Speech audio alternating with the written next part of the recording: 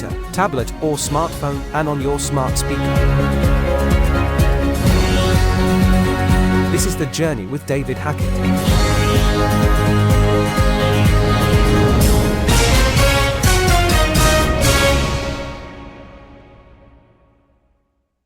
Although still best known as an actor in the UK, our guest today has written and broadcast football for the past 20 years.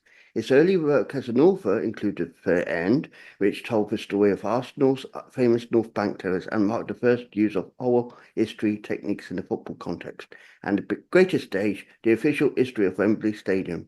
He has since ghostwritten David Beckham's multi-million autobiography, My Side, and collaborated with Andy Woodward on his critically acclaimed autobiography, Position of Trust. Our guest's latest book saw him work with Arsenal favourite FA coach, developer and anti-racism campaigner Paul Davis on his life story, which was published by Reach in 2022. I'll say no more because it's his journey. Welcome, Tom, to this journey. Thank you very much indeed, David. Good to be with you. You're welcome. Now, journeys obviously start, and the earliest memory for you I touched upon was acting, and most people will be watching this, listening to this, will remember you for EastEnders. But we're going to be talking about mainly your sporting side of things because that is the element of your career. That's what you grew to be. You wasn't acting all your life. You've been mainly on the media side of things with soccer. Yeah, although to be honest, David, the two things were kind of connected. Look, I grew up wanting to be an actor, but also grew up back in the day when you could just, as soon as you got home from school, all through the school holidays, you just played football in the streets. So I always loved football. Started going to watch Arsenal when I was 9, 10 years old. I grew up 15 minutes walk from Highbury. But I pursued my career, did a degree in drama, started as an actor, had my own theatre company for a while. But while I was in EastEnders, lots of amazing things happened to me. But kind of quite significantly what happened was, after I've been in the show about a year and a half or so, there are a lot of the lads, liked football, and we started a charity team and just had the best time, the best time. That was kind of few guys from the show, few mates, one or two kind of ex-players, and we played a lot of games, just raising money for charity. But we were playing kind of 50 or 60 games a season. So even people like me who weren't any good, we were fit. So I got into that whole kind of football thing. And obviously we played against a lot of ex-players, played at a lot of league grounds, non-league grounds. And I kind of started to sort of get to know the world of football in a way I hadn't before. And then after I did my first book, that again, I got asked to write for the Observer newspaper, just doing match reports and features and stuff. So, and I'm sure that they asked me to do that. The reason I got the deal in the first place to do The End about Arsenal, I'm sure was, because people thought, oh yeah, it's the guy out of EastEnders, that was kind of a hook. And indeed, Arsenal were incredibly sort of helpful and supportive with that project. And that was because I'd got to know people and, because they knew that I love football, that I was involved with the community department at Arsenal.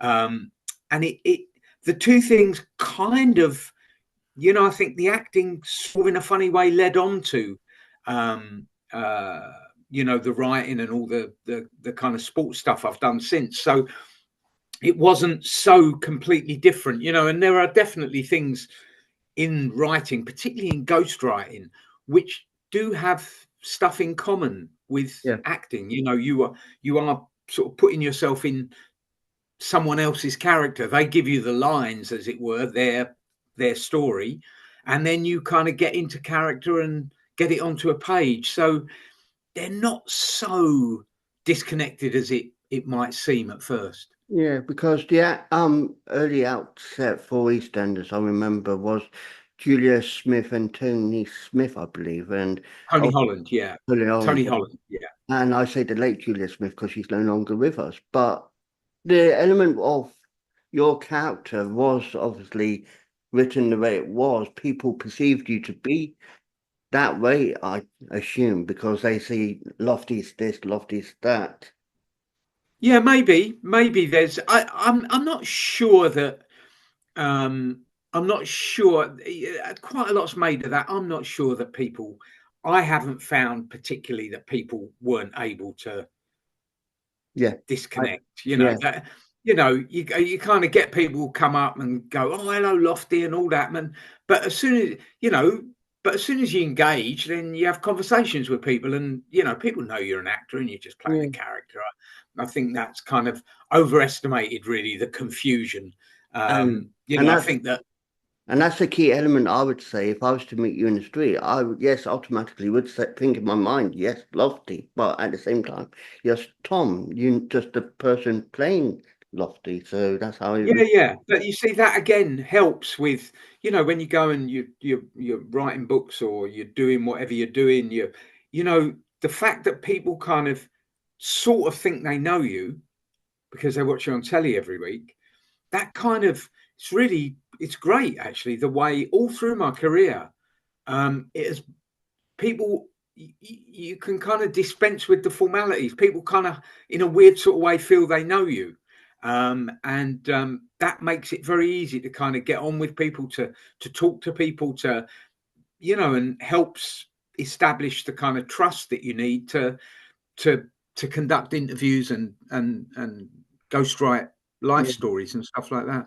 Now, when you went to see Arsenal play, because I know you do see Arsenal on a regular basis, they associate you just as Tom. They don't see you as anything else because they No, just that's true. Yeah, yeah. so. Well, yeah, kind of. I mean, yeah, yeah, But yeah. I know in today's, team, they probably will say, "Who's that person?" Because obviously, it's so many changes in the team. Oh, yeah, yeah. And it's a different generation. I mean, that's years ago, David. You're talking Yeah, about 35 years ago, Ian mate. White, David Seaman, Tony Adams, Steve Bold, Yeah. and Martin Keown in the early '90s, and even then, that's just the early '90s. I'm remembering. No, absolutely. So Absolutely. going into the media, because obviously you moved into the media and obviously writing, did you find that was a better direction because obviously it was related to sport and you was able to adapt to Yeah. your I don't think I made the judgment that it was better. It was just opportunities came along, and I've always been, when someone asks me, it's great. If someone asks you to do what they already know you can do, then that's you take that as a great compliment, that they've seen you do something and they go, oh, right, okay, he can do that. So, they give you an opportunity. But what I've always been really kind of drawn to is when people ask you to do something that you don't even know whether you can do it or not. yeah. And I've been there myself. And so with acting, I guess I was maybe being asked to do similar things all over again. You get kind of not typecast, but people kind of expect one particular thing from you, perhaps. But with broadcasting and writing about football and stuff, people kind of did ask me to do things. When the Observer the Observer got in touch with me, the Observer newspaper, what would have been, I don't know, 93, sometime around then, and said, look, would you think about writing for us? Well, I'd never written, I went, I'd never written a match report. And I just went, yeah, great, I'll have a go at that. And likewise, hosting radio shows and then TV stuff, those things just kind of, when people asked me to do things I hadn't done before, my instinct is always to say yes. And then I would have ideas where I didn't know that I wasn't sure whether it would work or not, but you try, don't you? So, David Beckham's, I was asked to ghostwrite David's autobiography. I'd never ghostwritten an autobiography before, but I went, yeah, go on then. I'll have a go at that. So that was someone else's idea of maybe this guy could do this. And then I remember a book I did back in 2010, which was a legacy book it was only ever published in South Africa. It was for the local organising committee in South Africa. It's a legacy book for the 2010 World Cup.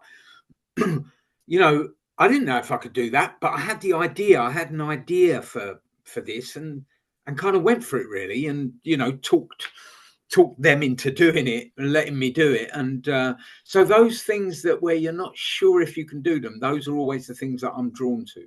Yeah, so another project I noticed you worked on and I followed and even engaged with was working with EA Sports when you did for Journey. Yeah, Now yeah, absolutely.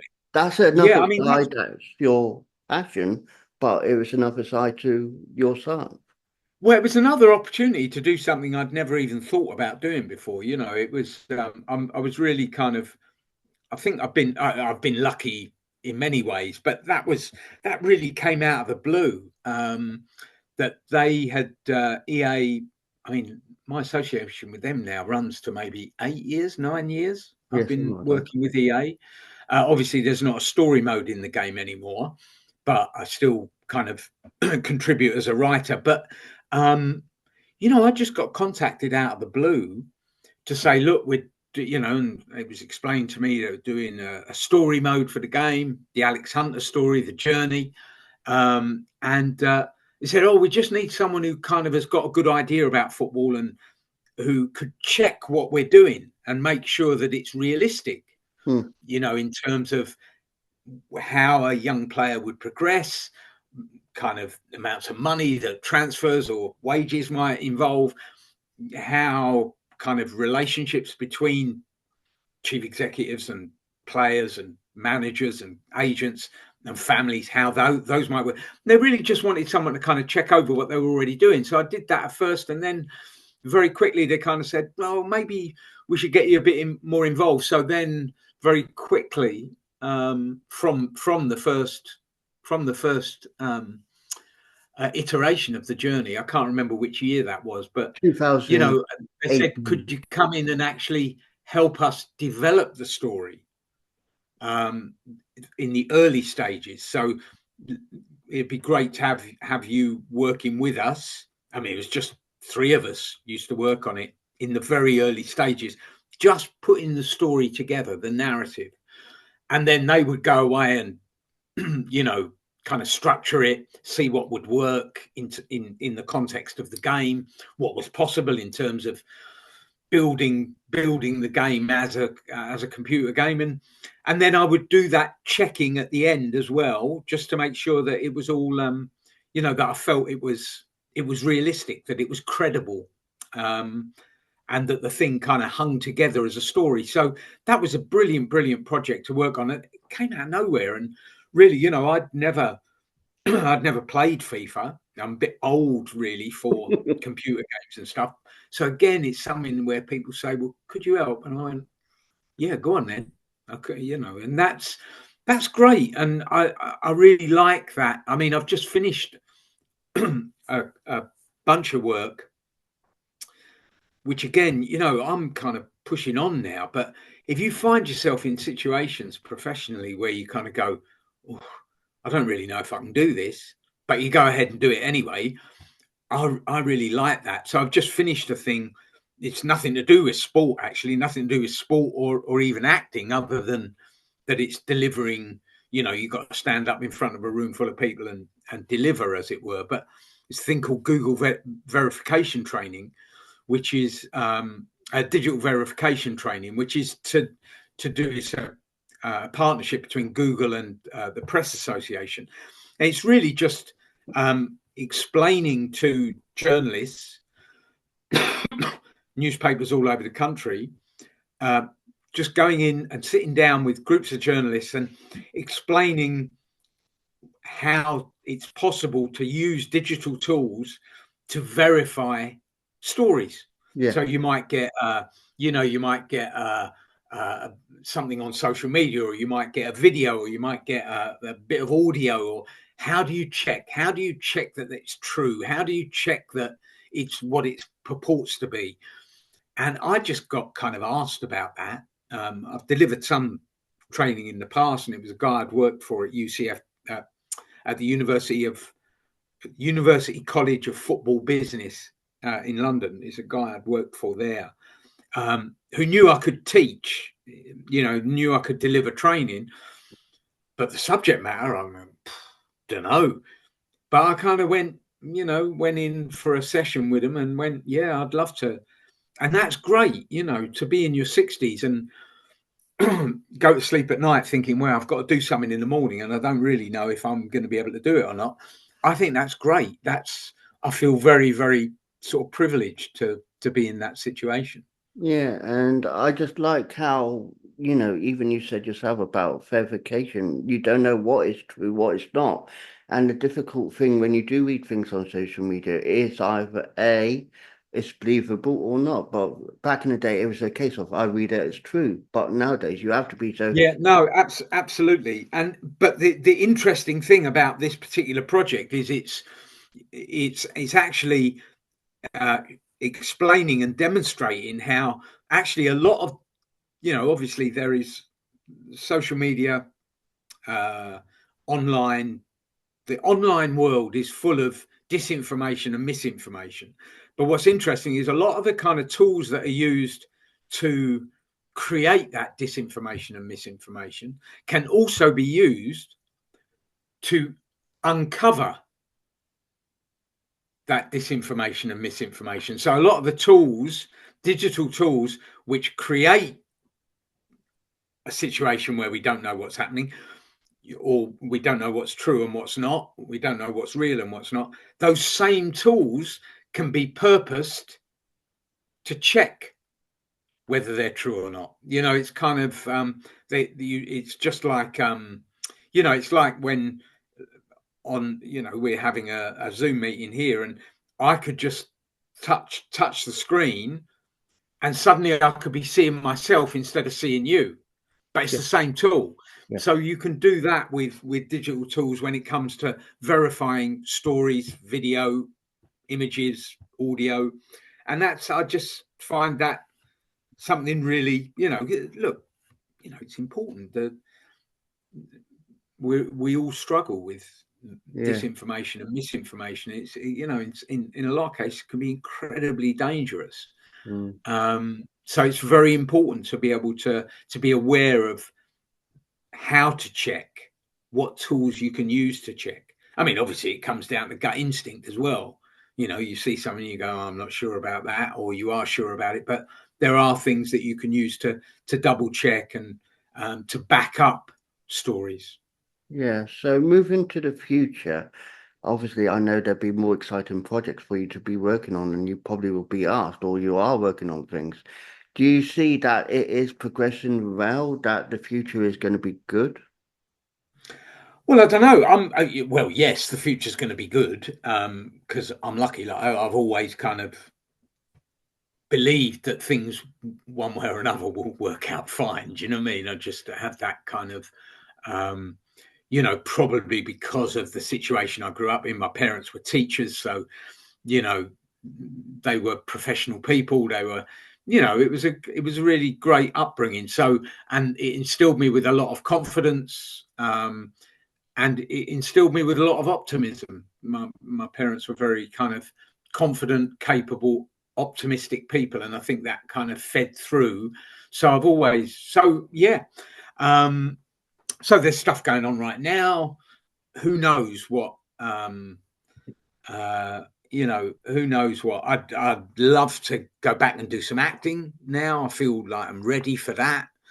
Really ready for that, because the interesting thing will be that basically I would need to start all over again, because of course all the people who know me from EastEnders and what I did around that time, well, all those people have moved on.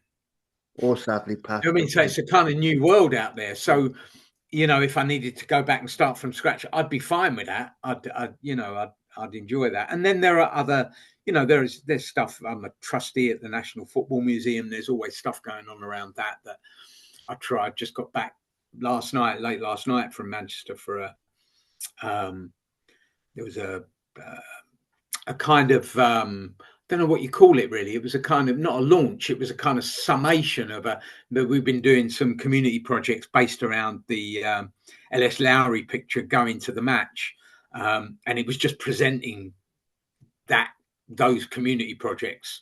Just invited in all the community groups who'd been working with us around that picture, answering the question, well, going to the match, what does that mean to you? It was great. It was a wonderful event. It's a wonderful museum. It's a great thing. I was really kind of honoured to be asked to get involved, and so there's lots of stuff going on there. I'm working on some short films for young people, working around developing emotional literacy and working towards developing resilient strategies for young people. And those films are. The films don't tell you how to do it. The films are tools which are made available for free to any organisation that's engaging with young people. Be that, at the moment they're out. Those films are being used in the criminal justice system, in the education system, in the social care system, in community projects, sports academies. So anywhere that young people are being engaged, we all need to learn to. For all sorts of reasons, we need to learn to talk about our feelings, and that's a difficult thing. And the purpose of the films is to kind of start conversations around emotions and feelings. But who knows? Who knows what turns up tomorrow, David? Who knows? I totally agree. One last question, and it's totally related to football and Arsenal, actually. How do you feel Arsenal has been, in your own opinion, as a fan in recent years, as a team? Do you think they are getting there, nearly there, or they just need to tweak a few things? I think I'm not quite so kind of, because I live outside London now, and I've seem to have made a real connection with sort of lower league football.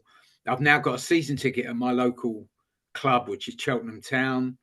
I'm watching League Two. I've got a season ticket to watch League Two football, as well as following Arsenal. Which the real thing with back in the day, I went to Arsenal with my dad and stood on the clock end and stuff. And I've still got that relationship with my son now. That's the dads and lads thing, So we still have that thing going on. But I was up in Manchester yesterday before this event, and I'm watching the Arsenal game on my little tablet, and my son's down here. He's at home watching it on telly. Do you know what I mean? And we're messaging backwards and forwards. I love all that. But that's it's a bit different from when I was a kid. I'd just walk out the front door at home and walk to Arsenal and pay on the turnstile at the clock end. It's a different kind of thing, but it's still a dad and his lad enjoying football together. With the team, I think I very much believe in Arteta. I like the team. I think I think it's a very likable team. I think it's given what Arsenal are competing against at the moment, I think it's a very successful team. I think I'm a little bit, just coming out of the transfer window, I'm a little bit sad to see people like Emil Smith-Rowe leave the club. Yeah. I feel that traditionally successful Arsenal teams have always had a core of homegrown players. I go back to the late 60s and early 70s when Arsenal won the Fairs Cup and did the double in 71. And then you kind of skip forward to the 80s with all those players you mentioned. Earlier, the Tony Adams, Paul Merson, Paul Davis, David Rocastle, God rest his soul, some of that generation, all homegrown players. And even Arsene Wenger's early teams had this core of homegrown players. Yeah. I just feel that there's a connection there that happens between supporters and a team when there is that core. Obviously, there's Bukayo Saka, but and there's Nweri and Miles Skelly involved with the first team, but not getting games. So we wait and see. But I think as a team, really enjoy watching them and enjoy what they try and do. And and that's great. Obviously, football has changed a lot over the course of the 60 years I've been watching football. And Arsenal have changed too. So, it's different now. it's different, and my relationship with football is different. But the thing was, and it goes back to when I first started doing match reports and features for The Observer, and then my second book was a book called A Passion for the Game, which is about kind of people doing the same jobs, players, managers, commercial directors, chief executives, scouts, physios, whatever it is, but doing the same job, but all different levels of the game. And I've just kind of got drawn in to watching. Well, I grew up watching Arsenal. I only ever watched 11 players. I only watched the Arsenal players. I wasn't interested in what the other team were trying to do. I was only interested in Arsenal beating them. So suddenly you're doing match reports. You've got to watch all 22 players. You've got to be able to tell the story of the game. And then I started to get a feeling for the true miracle of English football, which is not Manchester City or Arsenal or Manchester United, whatever people try and tell you. The miracle of English football is just how deep professional football runs in this country. Its roots run so deep, that we have five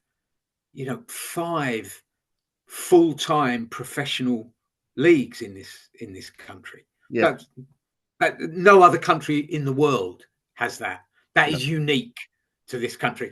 You get past the third division, even in the big footballing nations, Germany, Spain, Italy, you get past the first three leagues, they're playing in parks. Do you know what I mean? Yeah. So I've really kind of fallen in love with the romance of all that. So when I was writing match reports for The Observer, sometimes I'd write about Arsenal, but a lot of times they just say, "Oh, can you go and cover this game? Can you go and cover that game?" And so I was watching games all over the country, watching games at all different levels. If there was a story, then go and tell that story. And I kind of got very swept up in that. And that's something that has continued. So as well as watching Arsenal, I find myself, last Tuesday night I was not last Tuesday, 2 Tuesdays ago, I was at Barnet. This coming Tuesday, I'm down at Newport County. I can enjoy all of that. It's a different thing, but I like it. And that's the element before we end this interview. It's like you talk about the lower leagues, League Two and League One, and even the conference. The national.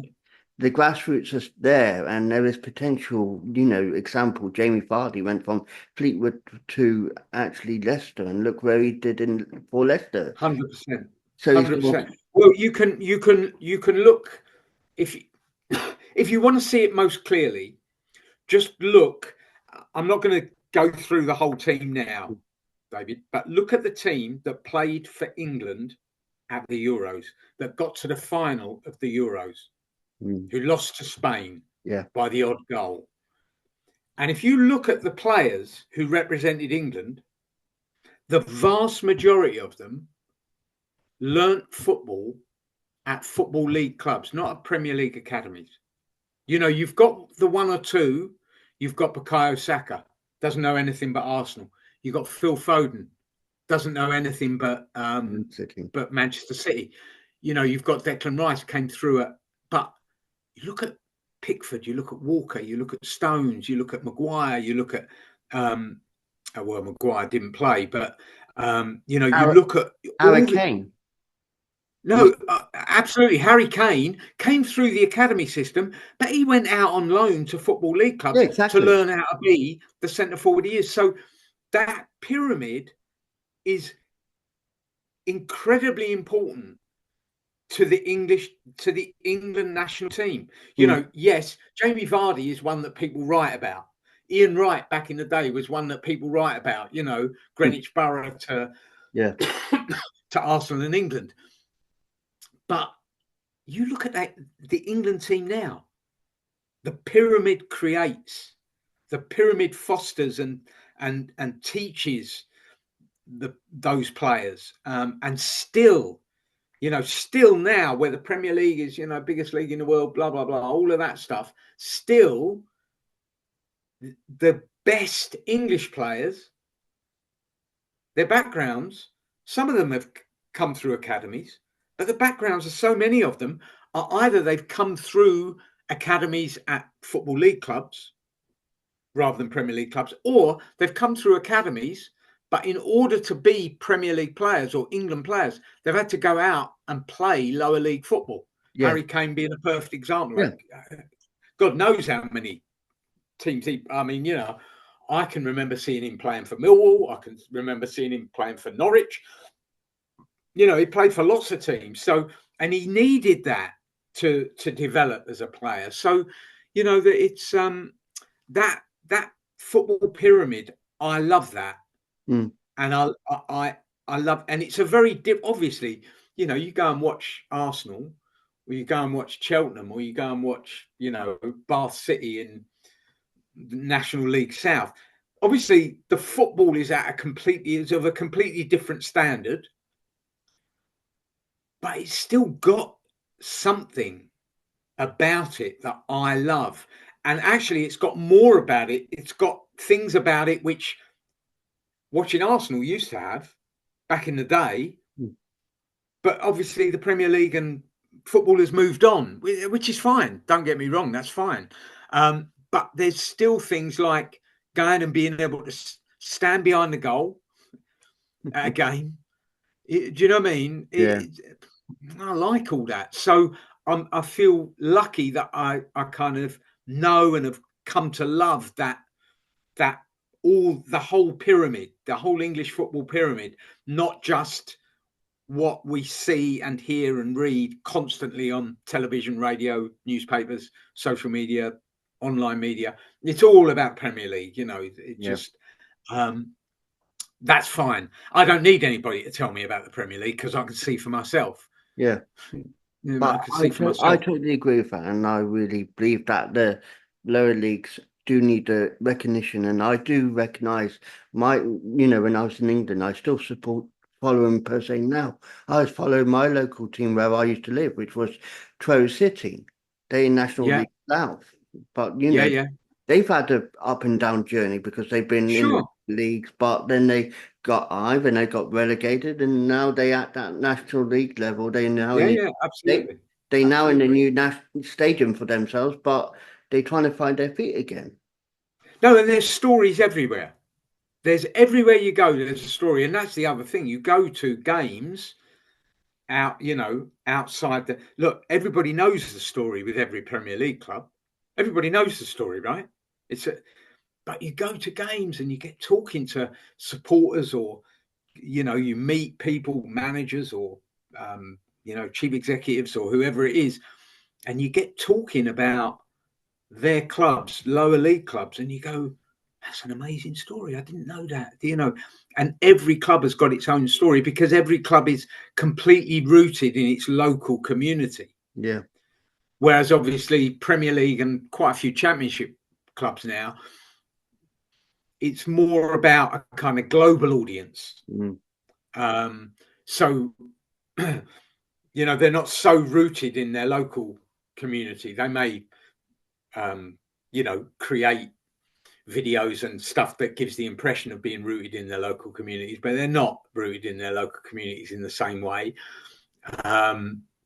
Despite having community departments, everything's kind of pitched at a higher and wider level because the Premier League is a global, it's a global product. So obviously clubs have to appeal to a global audience. League One, League Two, National League, National Leagues, North and South, they don't have to do that. In fact, what they have to do, they have to foster the people who are on their doorstep because they're the people who are going to care. Yeah, I totally agree with that. Anyway, Tom, thank you for sharing your journey with us. No, but absolutely a pleasure, David. And I hope your success continues and make many more memories for many years to come. Thank you very much indeed, and good luck with the podcast series. Hope it goes well. Thanks.